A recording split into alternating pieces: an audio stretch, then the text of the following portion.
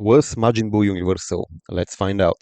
Starting with the manga, Buu has a few statements that he would destroy the universe, but the issue is that there is zero evidence that he would have done it quickly or in one shot, and in fact both Buu's backstory and the Buu saga would suggest otherwise, with the context of any destruction that we see or hear Buu cause always being over time. Furthermore, most, if not all, of the statements are only in reference to Buu destroying the life in the universe. Of course, there is the infamous Buu statement that every single WoW tier uses, but the issue is that this is a mistranslation by Herms. The raw Japanese and the official translation do not contain anything synonymous with the word poof, nor anything indicating a time frame. So as far as the manga goes, Buu does not get past solar system level, scaling from Cell. Moving on to the Z anime, Buu has the same statements which given the context can be attributed to him destroying the universe over time. The anime supports this notion even more than the manga, considering the fact that we have many different flashbacks of Buu destroying the universe over time. And we also see him destroy the universe over time when he starts rampaging in the Buu saga. Buu has his notable feat of destroying a galaxy, which many people believe is a blatant galaxy busting feat, but that is completely baseless. There is no proof that he destroyed it in one shot, and in fact the context suggests otherwise, which in describing overtime destruction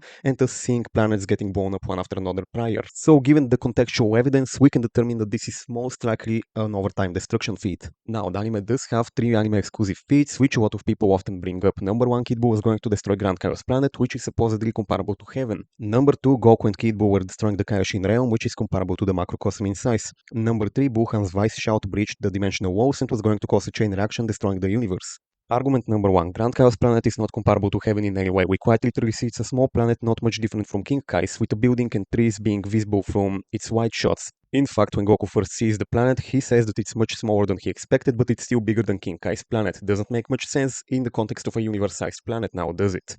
And all of those shots people use to claim it's comparable can simply be argued as Grand Chaos Planet being much closer to our point of view than Heaven was. There is no basis that they were exactly side by side, and that is something that needs justification. There is also the argument that it can be seen in the skies above Heaven, but that doesn't mean anything. It doesn't say that it can be seen from very far away or from ground level. It just says that it can be seen located somewhere above the skies of Heaven.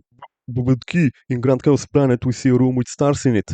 A, that doesn't change the fact that the building is small and is comparable to the planet. B, the afterlife has shown containing small celestial bodies like the Kaio planets, and we've seen very small stars and galaxies in Super, so there is no basis for their size. And C, I guess by that logic my hotel room is galaxy-sized because it looks like this. There is no evidence that those are real stars. Argument number 2, the Kaioshin realm does not exclusively refer to the entire dimension itself. It's like saying the world can only refer to destroying the universe. In reality, world can also mean planet. In the original Japanese, the characters use the term Kaioshin Kai. This translates to the world of the Kaioshin. Naturally, the planet too can be said to be the world of the Kaioshin since it's a world they live in. There is nothing in the entire episode to suggest that Goku and Buu are affecting the entire dimension. In fact, Elder Kai specifically notes that the planet is very tough and won't break easily, tapping his foot on the ground while saying so. So in this episode, the writers quite literally point the attention to the durability of the planet in that episode, with nothing else ever being mentioned to be affected or to be subject to any sort of destruction. Whenever we see any sort of destruction, we only ever see the planet being damaged, with everything else being fine. With all of these contextual clues, we can determine that this most likely refers to simply the planet. Some people say that it's a very large planet because it's visible on the map, but it's like saying that King Kai's planet and Snake were comparable to the afterlife size because they're also visible on the map. In the anime, in fact, we have several scenes that show that the planet is quite small, the first being a zoom into the planet,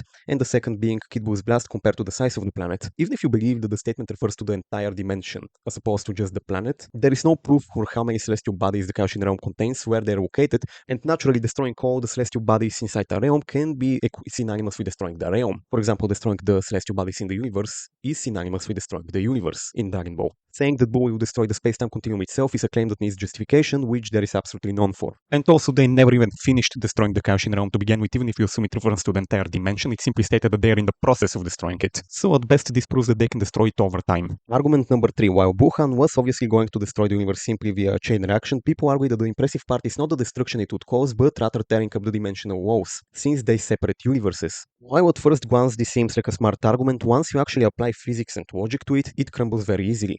A, this argument assumes that the dimensions are always pressed and bump against the barriers, and B, the argument assumes that Buhan must have exerted more force than those dimensions contain for him to breach the barriers. A, there is absolutely no evidence of any sort that the dimensions ever bump into the barriers. The argument fundamentally misunderstands how the dimensional barriers in Dragon Ball Z work. It assumes the barriers work like a wall located between the universes, with the universes constantly bumping into it. That's however not true whatsoever. The barrier simply refers to the fabric of the universe, the space-time continuum of the universe. Any point of space is a so-called barrier. That's why dimensional barriers can be opened at any point in space of the universe. They can be opened at the atmosphere of Earth, they can be opened at the ground level, at the clouds, etc. This is also why the ability is described as warping space and making a rip in the universe. Because once you make a rip in the space-time continuum, you can exit the space-time continuum and enter another place. So no, there is no wall between the dimensions that the dimensions constantly bump into and physically separates them. That's not how it works, and there is absolutely no evidence that this is how it works. And B, this argument does not account for pressure. The smaller the area that we apply a force on, the greater the damage is. This is why sharp objects can pierce the flesh so easily without even having to apply any real force behind it. Well, much more massive objects can't do that. Wuhan is shown opening the barriers and tripping the fabric of spacetime by shooting out laser-thin keyblades, essentially applying his force over a very small area of space and breaking it apart bit by bit. But dimensions are large, very large, and space is also extremely empty. In fact, only approximately a 16th of space has any sort of matter in it, and all of that matter is spread out in the form of celestial bodies separated by millions of light years. All of those celestial bodies are also moving in different dimensions. Effectively, their energy is being spread out in multiple different places, in multiple different directions, and isn't concentrated. So naturally, the energy and mass of a dimension is not concentrated on a single point, and is instead spread out all over the place. Just because Buhan can open up space does not mean that he has more energy than the dimension. It just means that his energy is more concentrated over a small area. But kid, they can still crush the universe. Yes, because crushing the universe does not require your energy to be concentrated into a single point. Warping the fabric of spacetime, however, does indeed require that, so these are two completely different things. Not to mention that the gravity of the universe will naturally start pulling those dimensions, considering how gravity works. Objects with mass attracts other objects with mass, meaning that they will effectively start gaining more and more speed the closer they are, and start moving with each other with more force and speed. So these are two completely different scenarios there. Overall, the Vice Shout is not a universal feat whatsoever. In fact, even black holes are speculated in some theories to be able to take you to other dimensions, to warp space-time on a high enough level to do that. And we see that in Dragon Ball Z with Garlic Jr.'s black hole, which led people to the Dead Zone. Overall, nothing seen in the anime is universal, but not all hope is lost. Fusion Reborn has blatant Universal Plus feats, and Toy vs. Vegito arguably has scaling to Fusion Reborn Gogeta. If that's the case, Toy vs. Vegito would be Universal Plus, and scaling from him, Buhan, and Kid Buu can also be argued to be Universal Plus. However, this can be contested if we argue that the scan is simply referring to a hypothetical matchup between Vegito and Gogeta from the same arc. It can also be argued that the scan doesn't directly suggest relativity, because if Vegito teleports to another dimension and suppresses his ki, naturally he can hide for 30 minutes without having to engage with Gogeta, or last in a direct confrontation. Perhaps Gogeta could also hold back, who knows. So, to answer the question, is Buu universal? Manga-wise, not even close. He doesn't even get to a multi-solar system level. Anime-wise, without movie scaling, no. He is at best galaxy level, and even that's a stretch. And anime-wise, with movie scaling, well, yes, in that case, he would be universal. Although do note that in the Resurrection F movie, Whis does confirm that he isn't powerful enough to create a star. He explicitly mentions he doesn't have the strength to do that.